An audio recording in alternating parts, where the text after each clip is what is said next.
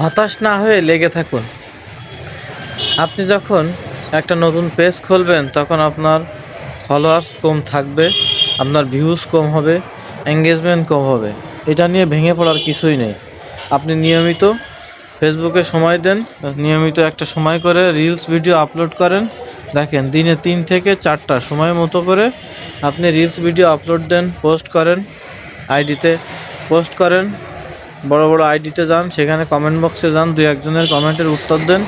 আপনার ফলোয়ার্সও বাড়বে, reach engagement সবই বাড়বে। আপনি ধৈর্য হারা হবেন না। নতুন পেজ খুলেছেন, অবশ্যই আপনি ধৈর্য ধরে থাকলে সাফল্য পেতে পারেন, কিন্তু আপনি ধৈর্য হারালে হবে না।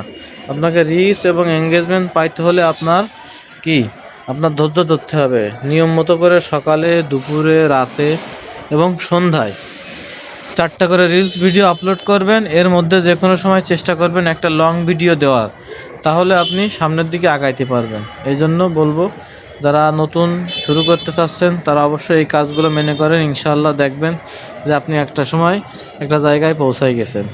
ভিডিওটা ভালো লাগলে টাইমলাইনে রেখে দিতে পারেন শেয়ার করে, এবং আপনি আপনার বন্ধুদেরকে দেখার সুযোগ করে দেন। ভালো থাকবেন। আল্লাহ হাফেজ।